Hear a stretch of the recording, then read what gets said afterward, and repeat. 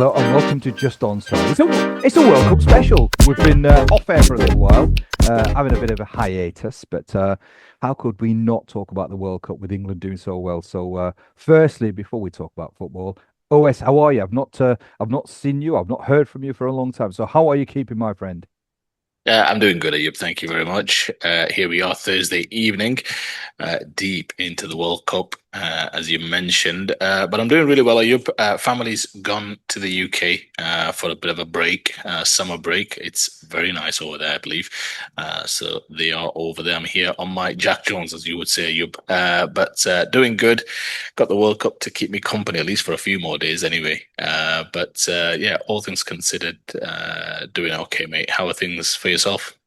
I mean, you talked about sort of the weather. Yeah, it's been amazing. And we've had, I think this is probably the fourth heat wave that we're going through. And it's got to a ridiculous situation where when we have a cold spell or a cooler spell, we're actually saying to each other, make the most of it before the heat wave starts again. So it's the world's gone bonkers. It's all gone mad. But all good. Busy at work, super busy at work, but it's a good busy. So, and family's doing all right. So everything is tickety boo, as they would sort of say. Right. We'll talk about the World Cup. I mean, we probably weren't going to shoot, but obviously things are going pretty well in the World Cup, certainly from an England perspective. But what I want to start off with is initially there was some sort of skeptics who were sort of saying about 48 teams, it being too Yeah. much.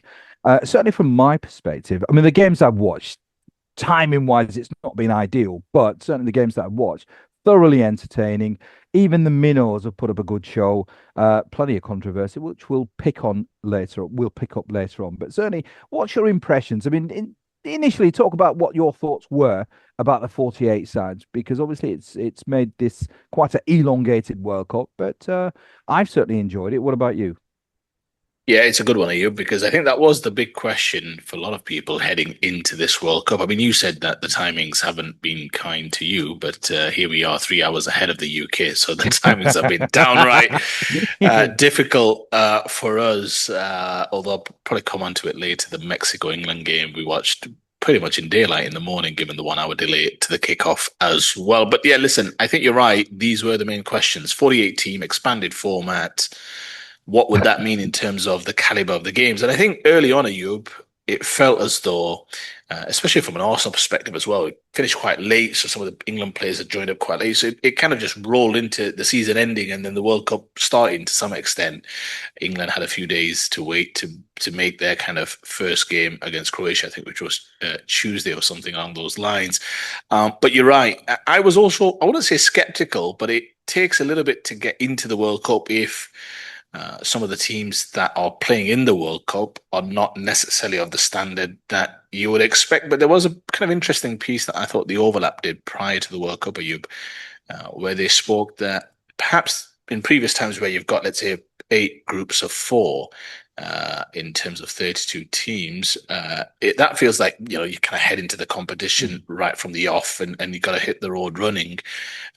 This feels more of a celebration of football to some extent. Now, look, expanded tournaments like this one, there is definitely a commercial enterprise and angle to that. You know that, I know that. Ultimately, you've got instead of 32 countries participating, you got 48 countries. That's 48 different sets of fans descending into one place or 3 places right now, with Canada, Mexico, and the US hosting this World Cup. But then you've also got TV rights being sold into all those different countries. So look, this is a money making exercise spun in a way where it's more of a festival of football. So trying to take the World Cup into different countries. What I would say though is I think my view has changed a little bit, irrespective of the intent, let's say. But it has been good to see some nations, because you've got to put yourself in the shoes of those people from those particular countries, those players. I mean, you think about Cape Verde in Mm. terms of just what they've done. You think about what Egypt have done. Again, Egypt are a much bigger nation, footballing nation, but still, you wouldn't expect them to be giving Argentina a game as they did a couple of days ago. So even some of the lower level teams have caused or had their moment in the sunshine, so to speak, or in the headlights. And you think about the goalkeeper, Vozinha, Mm. Instagram followers exponentially increase and all the rest of it. I love those little storylines where, Mm. even Congo, many other teams that they've had their moment, haven't they? Where you just think to yourself, "Wow, if I was a support of one of those teams, Panama, whatever it is, you'd be really happy to see that your team, minimal population, really not recognized as a footballing nation, but have their moment." I mean, think about, I mean, I would argue maybe one of the moments of the tournament was that second goal that Cape Verde scored against Argentina in terms of not just the quality of it, but just the moment. It felt euphoric. It felt huge, even though they didn't go on to win the game. So I think my view has changed a little bit in terms of being able to at least recognize, Ayub, those wonderful moments. And I think that's what sport is about. It's about, we've always Mm. spoken about it, stories, storylines, moments. And it's not just for us, Ayub. I mean, perhaps you can empathize a little bit given you support a club, although they're a big football club, but you're always in the knockings when it comes to relegations and all the Hey, rest of hey, it. I hey, mean, listen, leave it. leave it. Yeah, I know what you mean. Um, Yeah. but you get the point. I mean, Mm. when you're supporting Arsenal and you're supporting England and in other sports, other big teams, you're kind of used to being at the top end of the table, always competing. I mean, England as a nation, although we've not won the World Cup since 1966, you tend to find generally we're, especially recently, they're in the final knockings, aren't we? So we Mm. perhaps can't relate to these islands and small countries. But I think when you look at the celebrations of not just the players, what it means to them, but the fans, again, just the euphoria in and of itself. It's just wonderful to see. It is a celebration of football. Football belongs to everybody. Nobody has a divine right to the game. It is just a wonderful sport, and I think it is being played at least on the pitch. I mean, there's some things we'll perhaps get into later on, not just on the pitch, but off the pitch as well. But just for those few moments that we've experienced with some of those smaller footballing nations, I think ultimately my judgment would be that it has been good. It has been good to have those moments. And if we've had to put up with some, I guess, some games where it's not been so great and all the rest of it, just to and capture some of those beautiful moments for those countries, I think that's a price worth paying. So yeah, on the whole, apart from the times, Ayub, where it has been difficult, let's be very clear. I've not taken any time off work as well. It has been difficult to watch all of the games. I watch all of the highlights and get all of the kind of fallout there afterwards. But the storylines have been there. Some of the heavy hitters have performed. We've still got some big teams, as you'd expect, in the final knockings of this competition, with all to play for. So, yeah, on the whole, from a footballing perspective, again, we'll perhaps get into some of the kind of refereeing and VAR, all the rest of it later, but just simply from a footballing perspective, and just to see the celebrations of some of the fans in the stands and on the streets and even back home, I think there's been some wonderful scenes to savor. How has it been for you? How much have you actually caught of the games? That's the first thing I would say. And secondly, what's been your impression, simply from a footballing perspective, of this spectacle, which is the World Cup extravaganza that comes once every 4 years? And in terms of catching the games, there's a number of games I've missed, uh, and it's not always been based on the timings. It's just a I suppose. I mean, there's a European bias. I'm so used to European times that maybe some of the timings of these games are a little bit sort of erratic for my liking. But certainly, I've caught the highlights. Uh, Going back to the football, I absolutely agree. I concur with you. I think it's been a resounding success. Uh, there's not been many sort of, I mean, you would have expected many one-sided games. There's been only a handful, in my opinion, of one-sided games. Maybe there's been games that have been dominant, one Yep. team's been dominant, but certainly there's not been these sort of 8, 9, 10 nils that you would have expected. I mean, I actually feared that there were going to be some games where the gulf in class was going to be so huge, the chasm would have meant that there would have been ridiculous, almost cricket scores, which hasn't sort of been borne out. So it's been a wonderful, and you put it really succinctly, that it's been a celebration of football. It's given a great opportunity to some of these smaller nations, and ultimately, it's about FIFA. I suppose if it stands for anything, it's about spreading the word and sharing the game amongst, I suppose, all the nations. So this certainly has given the opportunity to do that. I think it's been wonderfully entertaining. There's been some terrific games, really, really entertaining games. Maybe the controversy has added to the excitement. I mean, I'm not always been happy with some of the shenanigans that have been going on, especially sort of from America's perspective, but it's added to the theatre. It's added to the drama. Yeah, I mean, the game that I watched last was the Egypt versus Argentina game. I mean, I'm just about recovering because I was hoarse. I went to a place that you probably know, Dana Lounge in yeah, Blackburn. I had a supplier with me who was actually Egyptian. I mean, he was born in the UK, but he was Egyptian background. So I actually sort of took him to Dana Lounge to watch the game, and I felt for him. I absolutely felt for him. He'd travelled all the way to London for the meeting.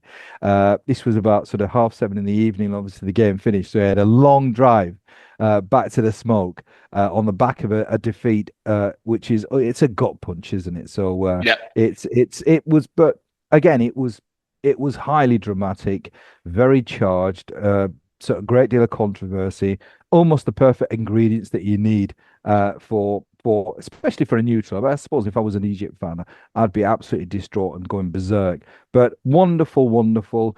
The timing's not been ideal, but in terms of the spectacle, I think it's been a resounding success. You've touched upon the controversy, and I think it would be remiss of us to ignore that and sort of sidestep that. There've been uh, number of issues, a number of controversies. Uh, Even the president himself, the Orange Man himself, has got involved. So I want you to talk about that and explore that and what your take on the number of controversies. I won't highlight any. I'll let you sort of take the floor and sort of navigate it whichever way you want. But what's been your thoughts on that? Because there has been a bit of a sour taste left in many mouths based on the controversies.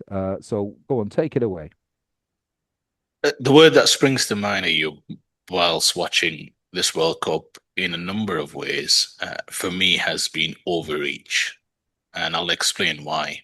If you look at some of the things that have transpired on the pitch in terms of some of the decisions that you, it feels to me as though there has been significant overreach in terms of intervention, whether it's referees, VAR, and all the rest of it. And then we'll come on to the specific episode where off the field there's been a huge overreach from, to your point, the president in terms of getting involved in political interference when it comes to it, and a blatant disregard ultimately for the integrity slash sanctity of the sport itself. Now, firstly, just on the pitch itself, Ayub, there's been some critical things that have happened in this competition that for me are at best case incompetent, worst case corrupt. Now, it's very difficult to prove corruption ultimately unless you've got some evidence to point to it. I mean, let me give you some mild things. I would say, or some mild incidents. I mean, you think about Paraguay not getting any yellow cards against France. Now, I watched that game from start to finish. They were just kicking lumps out of them. Yeah. For that referee not to give any yellow cards is a spot fixing scandal in 20 years. Mark my words. I mean, without a shadow of a doubt, I cannot see how. I mean, it was absolutely blatant. I could not understand it. I mean, even as a game tends to get out of hand, the referee is tough. Get a booking in early so that settles the players down a little bit, but he just didn't do it, which meant that the game somewhat descended into quite a feisty game and not a very kind of watchable Mm. game to some extent. Now you've got that going on. The incident I'll probably speak about, are you perhaps you might touch a little bit on the Egypt situation, but the Croatia Portugal game. I mean, for me, I mean that's I don't understand. Nobody's ever complained about, you know what we really need to fix? You know, when somebody tries to flick a header on and we can't quite tell if it's caught his Yeah. hair or not, or if it's caught his head or not. Nobody's ever said that in football. Now, Mm. I knew from before the tournament started that there is this chip in the ball. I'd done my research and reading and what have you, and I knew that they kind of charge the footballs and all the rest of it. And there's a chip. Now, when I was discussing it with my friend, I said to him, look, it's not clear from the naked eye, even when you watch replays, because live time in real Mm. speed, you can miss things. I've got no concerns about that. But we've spoken about cricket and we've spoken about other sports. A slowed down replay is sufficient to work out what's happened here. Now, when you look at it, Ayub, there's no discernible difference on the ball. When I'm talking about the 2-1 incident when the cross comes in, Yeah. I'm sure you Yeah. remember it. Yeah. There's no discernible difference on the revolutions of the ball. The crosses come in. It's the 98th, 100th minute, I think it is, of injury time. 2-1 down. Croatia were fighting for their lives. And it's unclear whether he touched the ball. Now, whether he's a speck of hair touched the ball and all the rest of it, it's just simply unclear. Now, you're telling me that I've got to then believe what is a registered image or a constructed image of a spike, somewhat in kind of like a heart monitor or what have you, mm, to show that, look, there was a touch. Well, I'm sorry, excuse me for being skeptical, but I don't believe the technology. Who's done the robust analysis of whether the technology is correct or not? You'll remember cricket in the last, I think, couple of months ago, there was a test match. I think it was just a month or so. I can't quite remember. Do you remember Sneakometer stopped working in the game? yeah. It became an absolute joke. I'm not sure if it was the Australia series, but it happened recently. I Mm, remember they just stopped using it because the timing was off. I mean, they were showing yeah. spikes when there weren't any, when the ball was like 3 yards in front of the ball, all the rest of it. So, look, the point I'm just making is don't ask me to just believe things to say, well, if there's a spike, clearly you touched it. No. Who's done the analysis on the tech? I mean, this is the first time they're using this. Why am I to believe that the technology is working and all the rest of it? And again, nobody's ever suggested that that's the thing we need to fix, because sometimes you can't tell if it's flicked off. You say nobody would have complained if they said Mm, it's not a discernible touch. We can't establish whether it's or not. And to rob Croatia of that moment on what I would call a reach, a technicality, not a new introduction of a technology that nobody's robustly tested and all the rest of it. It's just, again, it robs you of a moment that should have been beautiful. You know me, I have a high threshold for disallowing goals. And that felt as though they were looking for every last angle to mm, find a way to disallow the goal. And checking that technology just made no sense whatsoever. And then I'll briefly come on to the Balogun one of you very quickly, because that's been the biggest storyline of the World Cup, I guess. It probably was the mm, Croatia who disallowed goal up until that moment.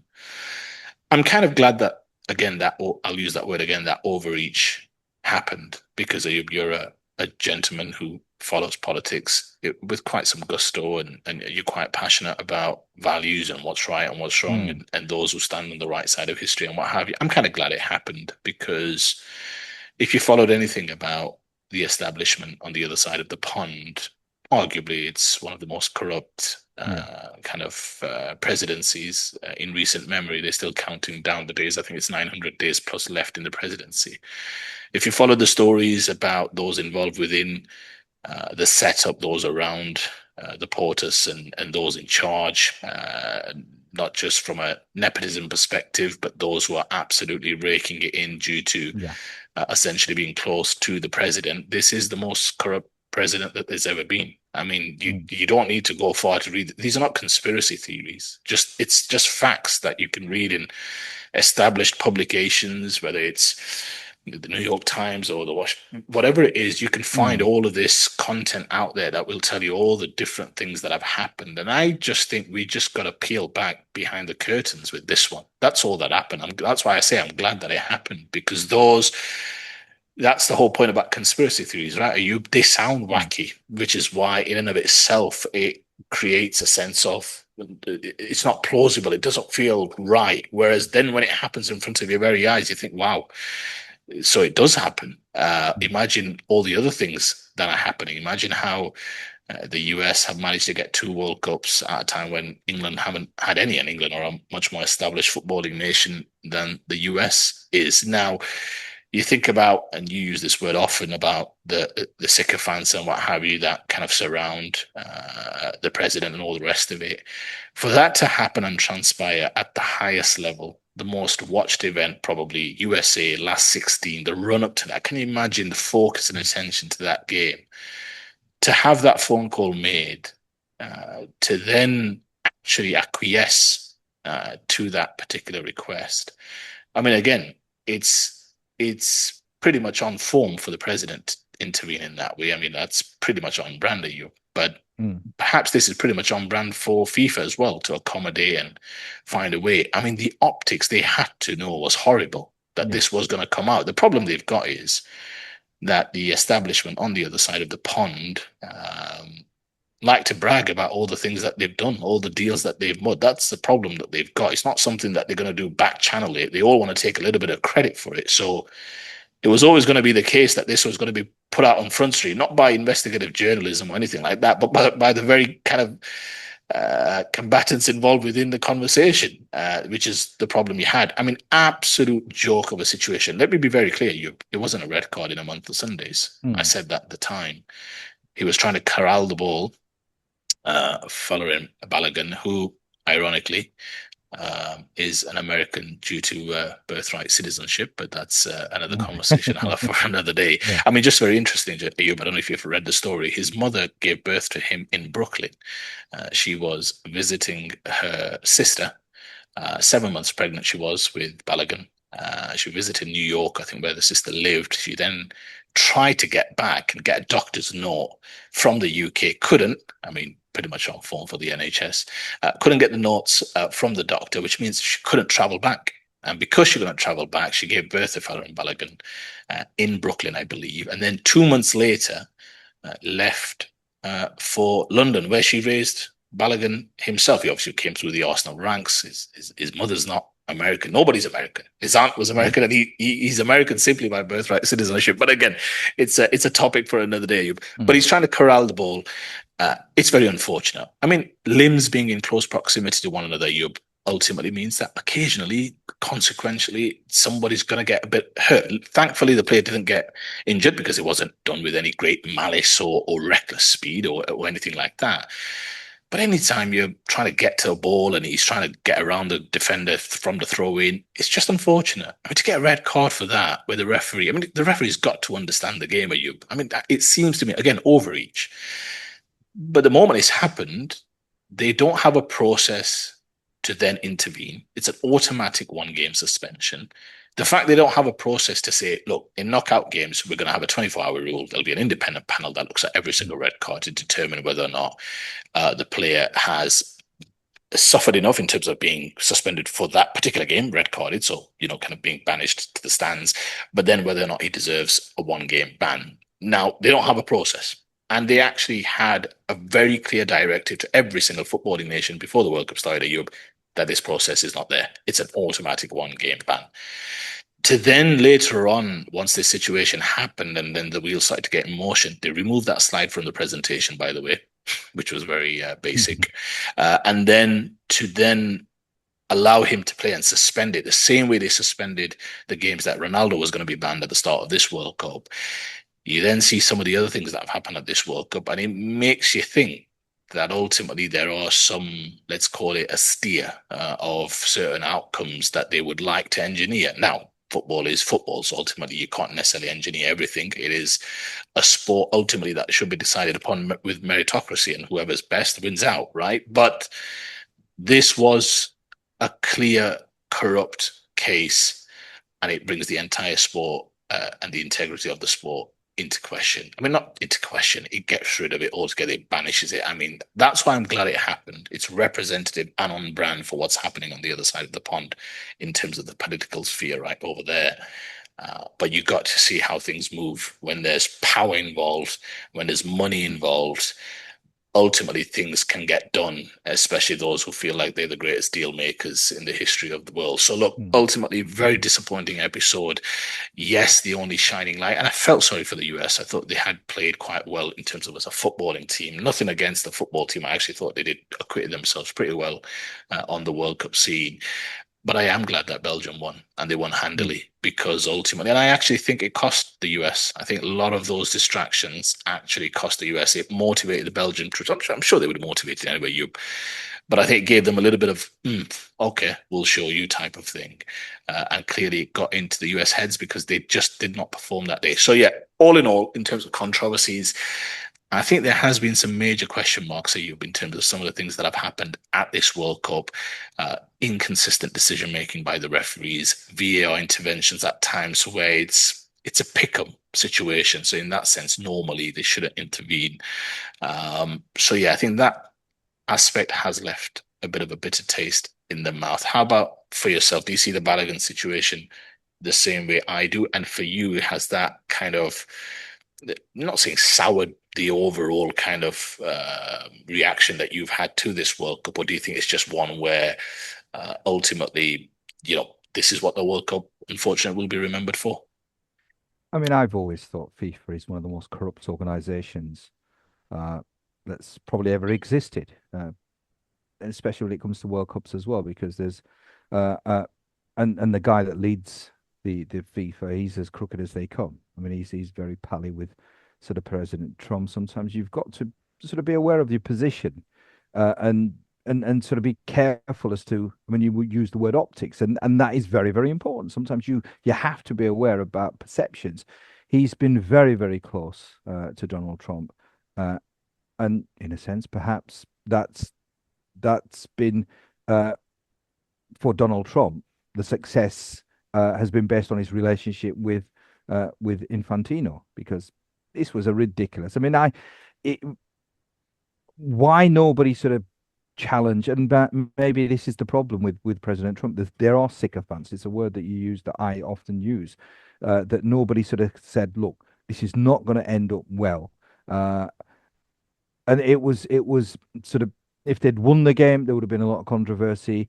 If they'd lost the game, obviously, which they did, a lot of people sort of were delighted. I mean, I didn't watch the game, but I woke up, and my first thing when I woke up was not to sort of just get out of bed. It was to check my phone, check the result, and I was absolutely delighted. And I think there were so many people who were delighted that Belgium won the game. But just that aside, I mean, that was perhaps just, it wasn't perhaps in terms of the controversies, the thing that sort of irked me the most. I mean, there has been a number of things. The one thing that, Mm. I mean, I think the treatment of Iran has been absolutely despicable from both America and FIFA. I think it's been an embarrassment. It really has been an embarrassment. The whole sort of, you have to stay in America. You have to sort of fly on the day. I think it's the day before, but then after the game, straight away you got to fly away. The restrictions, the visa problems, and then to cap it all off, obviously there was that sort of in-game controversy as well when they thought they'd scored the winner, which would have obviously guaranteed progression to the next round. It, it that to me is perhaps it's sort of overshadowed uh, sort of so many other things. I think what's papered over the controversies is the quality of the games and the entertainment. I think that if it was a dour tournament, this would have been front and center. But because it's been quite an enjoyable World Cup, it's been something that I think people have pushed to one side. Um, but it's for me, it's unforgivable. I think the way that America have sort of has handled it. This is the biggest tournament in the world, sporting tournament in the world. All eyes are on the nation that is obviously hosting. I mean, Mexico have been fantastic hosts. I mean, I think Iran did sort of make a comment about how gracious the hosts were. Mm. Canada has been pretty Yeah. good as well, but America has been just, and again, it's the arrogance of the Americans, and especially with this leadership, that they just do not care about what people think and what people sort of have what their perceptions of this nation are. But as I said, because it's been a great tournament or a very good tournament, a lot of this has been. It's obviously been.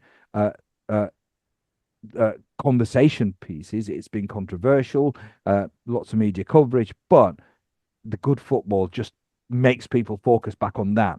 But Yeah. go on. No, I was just going to say, I mean, just very quickly, you mentioned about Iran. I, I don't want to be too controversial, but the fact is, it that situation really did leave a bitter taste in the mouth. Football is supposed to be a fair sport. It's the idea that ultimately Mm. 11 men go up against another 11 men in a fair contest and you see who's the best team. And that's the way the whole World Cup is supposed to be set up. And you're absolutely right, Hugh. The Iranian team, the treatment of them was just downright disgusting. And now I know for a fact there's, I mean, you know what I want to say. We know why it Mm. happens Yeah, now, yeah, yeah, but yeah. whether it's the color of their skin, whether it's the religion, all the rest of it, the wars that's going on, all the rest of it. The fact is that they're a country that we see as far away and it's being bombed, so it's all the rest of it. And Yeah. fine, we can treat them like this. I mean, you think about the head of Homeland Security took over from Christine Nome after she was fired, Mark Wynne Mullin. I mean, think about these comments. I mean, to Yeah. your point about the arrogance, I did a happy dance. I'm glad they're Yeah. gone, all the rest of it. Now, think about the alternative that the Americans could have come up with. You had the situation with the Somalian referee right at the beginning. I mean, absolute Yeah. joke. Yeah. You saw Yeah. some of the situations on the tarmac. Again, whether you fully believe the story that was supposed to how it's done, the optics, to your point, it didn't Mm. look good when some of the players from certain countries were being kind of checked and patted down on the tarmac and the rest of it. Again, countries from a certain region, from a certain Mm. continent. I'll leave it at that. Yeah. Now, the Iranian situation could have been so different. The Americans could have been, look, whatever's going on, in terms of between the two countries and all the rest of it. This is football. This is sport. We don't mix. They're welcome. They come here. They play their games. And listen, may the best team win. And we're going to make them as comfortable as they can. They're sportsmen. They're here on merit. We will do everything we can to make their stay as comfortable as it can be.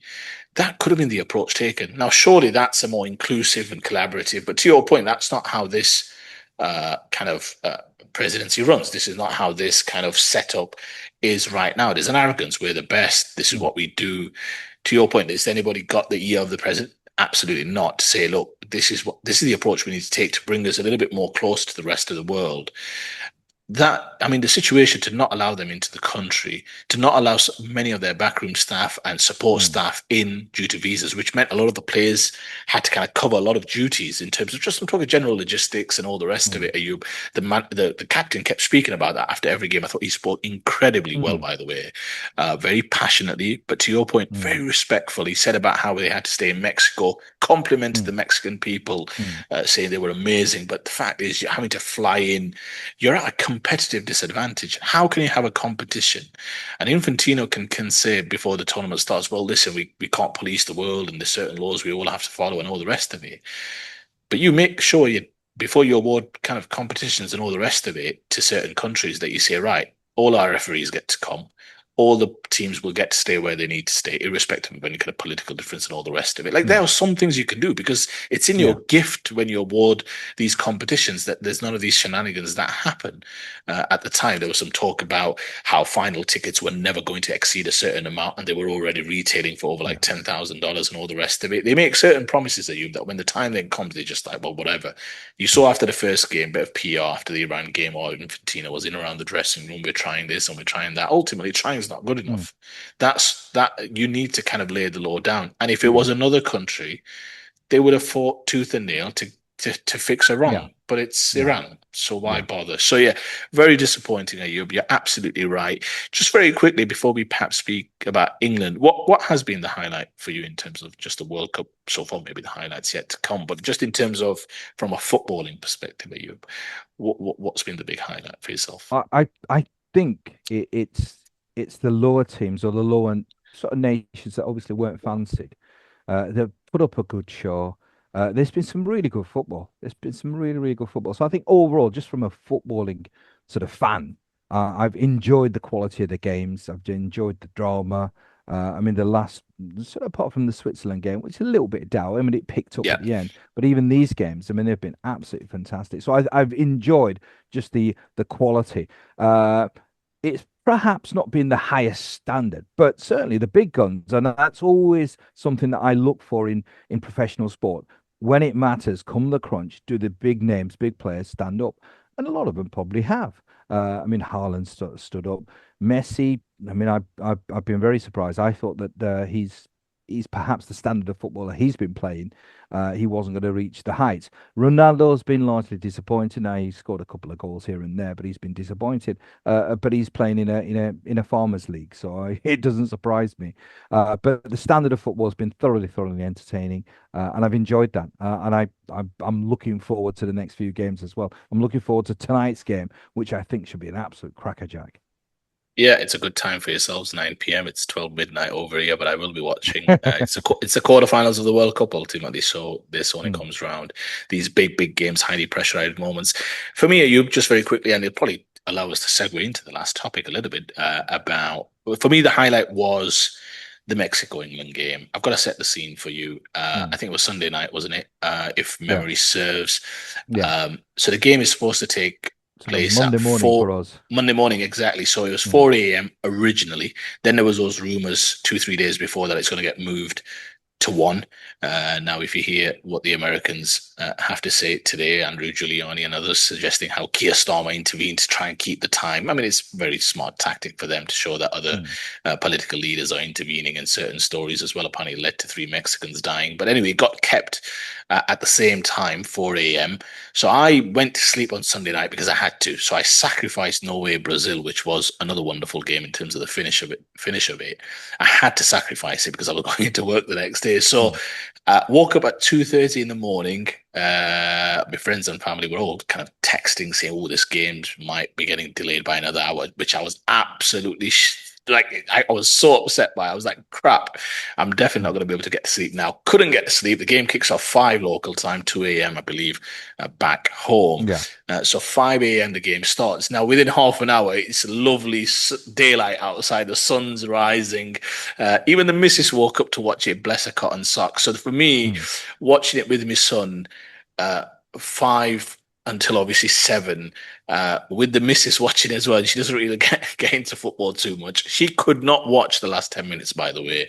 She was Mm. watching from behind a pillow. She said, I just can't watch it. I mean, the game was incredible. The drama was incredible. The tension was unbearable at some points. 3-1, you're thinking, could we just get away with it? 10 men, they score. Obviously, then you've got Mm. 25 minutes of just absolute defending. I just think one last thing about that game, Ayub, I think the atmosphere was incredible. If you can get the atmosphere through the TV, that means those who were there. I think one of my podcasts that I watch at the moment, one of the news agents, I think is called John Sopel. He was there with his son, and he was talking how it was absolutely magnificent. I mean, he was Bellingham spoke about it. He said it was probably the biggest, best game we've ever experienced. So I Mm. think for the players to experience that, for the fans to experience that who were there in the stadium, and for the Mexicans who obviously acquitted themselves incredibly well, not just the players, the fans.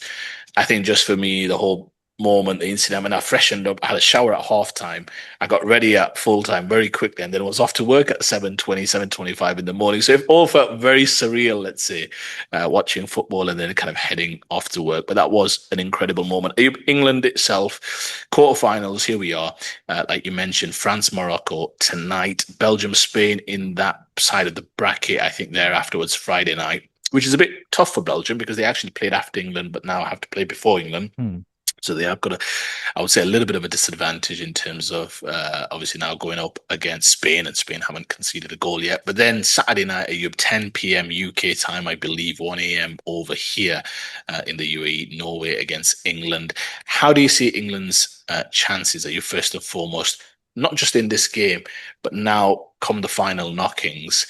Uh, is it coming off? That's the question. Uh, I'm. I think it will. I think it will. I think there was lots of. I mean, there were some people sort of He's jinxed it. doubt. Well, but there were some doubters at the start. I think uh, certainly at the group stages, it wasn't outstanding, but it's about getting the job done. I mean, I always sort of say in tournament football, it's about progression. Once you get to the knockout stages, it's about winning those games. So in the first, I wasn't too concerned. Now I think sort of Tuchel obviously had a lot of sort of questions asked of him about the squad that he selected. So he's under pressure. And maybe the first few games, certainly in the group stages, nothing really outstanding. But the Mexico game, you're absolutely right. When it mattered, come the crunch. I mean, it was it. All the odds were against England. I mean, I think sometimes they do make the altitude. But I think it was Rashford who sort of said that maybe you sort of it's people from outside who make too much of it. But there was a lot of obstacles. I mean, Mexico are a damn good side at home. Uh, there was a little bit of controversy in terms of the timing as well. So maybe I'm not sure how much it impacted the players because I presume they've all got the pre-match routine. But it was done early enough where they knew exactly what time the game was. But it was an outstanding performance, and I think that will give them tremendous amounts of belief. I was hoping it was going to be Norway. Out of the two teams, Norway and Brazil, they're certainly not the same Brazil of years past, but they still have quality, and you're never quite sure which Brazil are going to turn up. With Norway, there's a certain predictability about Norway that you know exactly where the dangers are going to be. There's two danger men, Odegaard, and then obviously you've got Haaland. So, but most of these players have played against Haaland.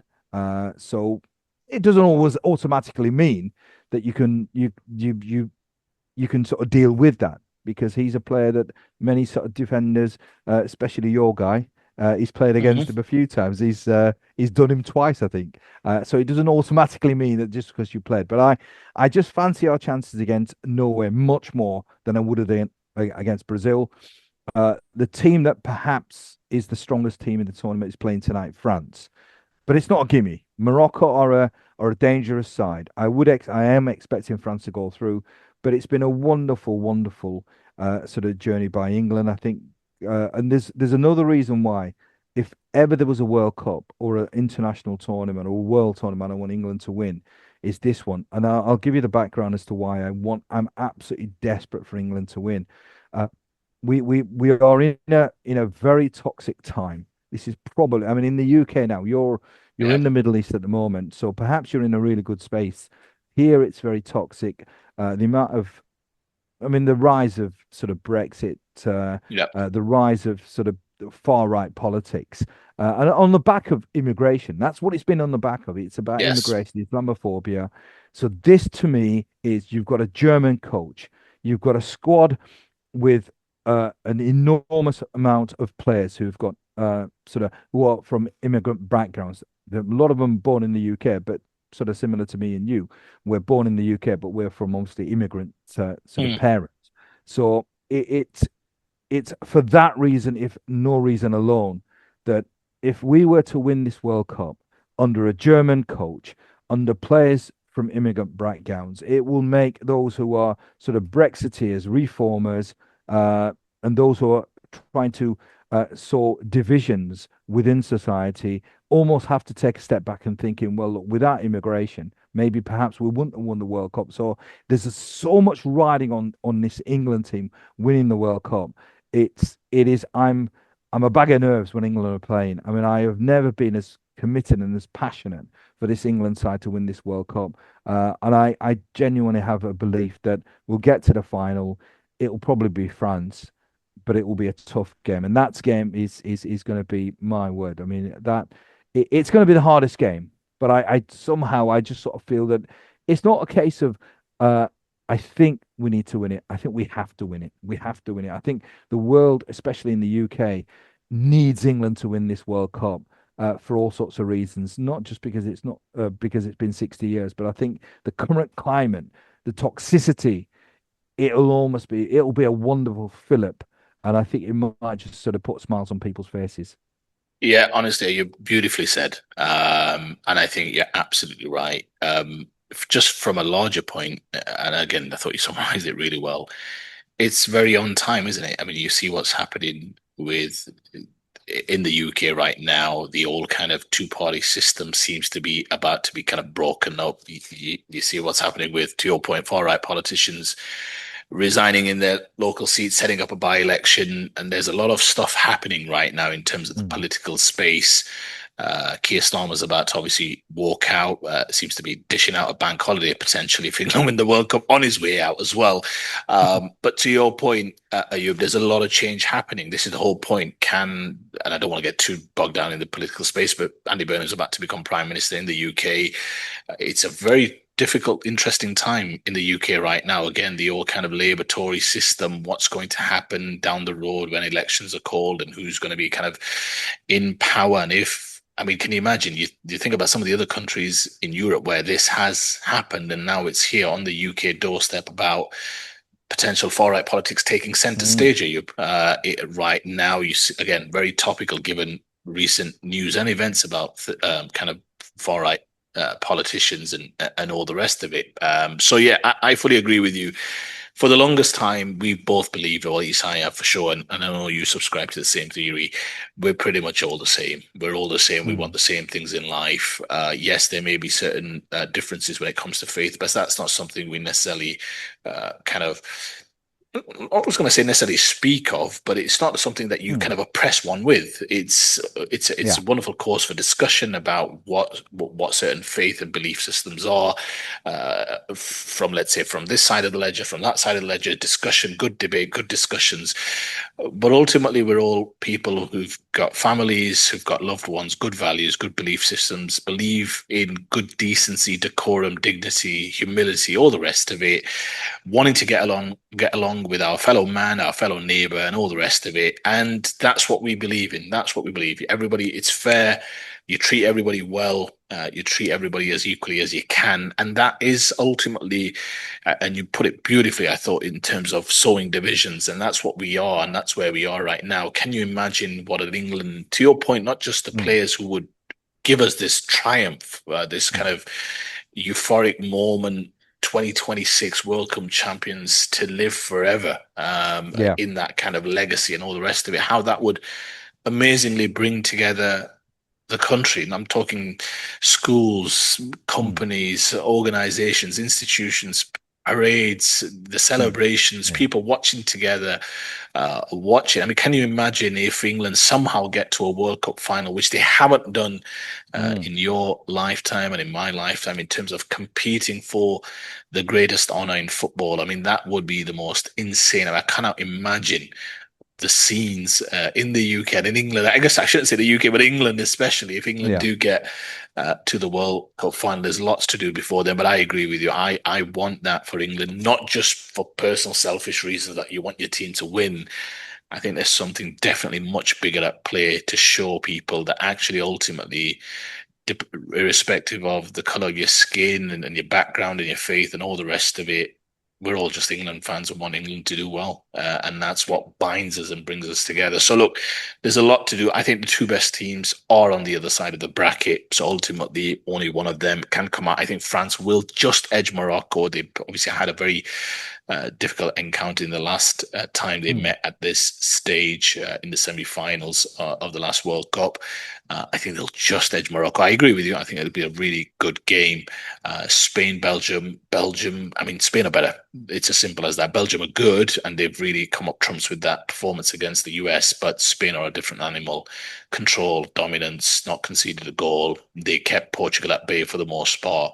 Mm. I think Spain will just have too much, and then ultimately England have to come through Norway. I mean, listen, the quarterfinals against Norway. Norway have done incredibly well. To your Yeah. point, Haaland's on fire, but you've got to come through. I mean, you're England. It's Odegaard, it's Haaland. Yes, they've got some other good players, but the pedigree alone should allow you to kind of just get through. And I expect Argentina, after a couple of scares against Cape Verde and Egypt, where they were absolutely staring down the barrel. What I will say is, I think Messi in that game dragged them right from the very abyss. And I mean that. He went on the right hand side. They were 2-0 down. Yes, they had a bit of luck.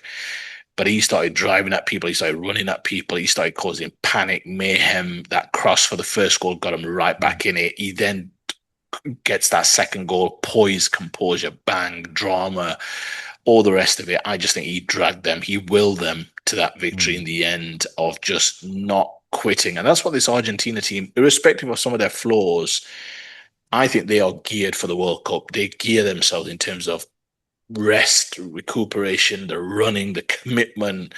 They're playing for that little fella up front, but they are playing for a nation, and they just seem so committed and have a never say die attitude. Look, if it's an England Argentina semi final, I mean, that would be just absolutely incredible. And then, yeah, let's see. All bets are off there afterwards. I'm not sure. I'm still not sure. I don't think England are the best team. I think the two best teams are on the other side of the bracket, and I think one of them will make it through to the final. And then England have to obviously win some tough games with Norway and Argentina. All I know is if this is, I mean, what day is it now? Thursday. This time next week, I think these are the semi-finals. I think Tuesday, Wednesday, or Wednesday, Mm. Thursday. I need to check. But Mm. if there's a countdown to an England World Cup final berth, I mean, can you imagine the place? I mean, the UK, I mean, England's going to be going absolutely bananas. I mean, I cannot imagine there will be some. I mean, there will be. I mean, I don't know. I think the bank holiday. I'm not sure if it's intended if they win for the Monday or a few days later. I think it might be a few days later actually, but I can't imagine there's going to be many people heading into work on a Yeah. Monday Yeah. if that Yeah. is the case. If England pull it off, but listen, incredible, incredible. How do you see it? Just very quickly, you give us four quick names. Which four teams do you see making it through to the semi-finals? Just very quickly. Uh, England definitely. France, I will sort of say will make it to the semis. Spain and Argentina. Yeah, I think Yeah. I think it'll be the same. I think there'll be a couple of tight ones in there for sure. I think Yeah. maybe even extra time, maybe even penalties. Yeah. But I expect, and I think you could make the argument, Ayub, that they have been the four best teams in the competition. If that's what transpires, England haven't hit the heights, I don't think, of Yeah. the others, but I still would probably say that they've been the four best teams in the competition. So yeah, all to play for. I mean, this is huge. This is huge right now. Yeah. Yeah. Yeah. So well put. Well put. And that really is our thoughts on the World Cup. So We'd be delighted to hear your thoughts. Who's going to get to the final? Will England get to the final? And more importantly, will England win the World Cup? I hope so. I hope so. But that's our thoughts. It's great to be back. It's great to speak to you again, Owen. So Likewise. until the next time, and it probably will be next week, I'm hoping that England are progressing nicely, especially getting to the final, because we do want to do a World Cup special. But we'll probably be back next week. So until then, take care of yourself. If you're in the UK, enjoy the sunshine. It's here for the next 5 or 6 days. It's Dubai-esque or Abu Dhabi-esque. So enjoy it, make the most of it. Until then, take care. See you.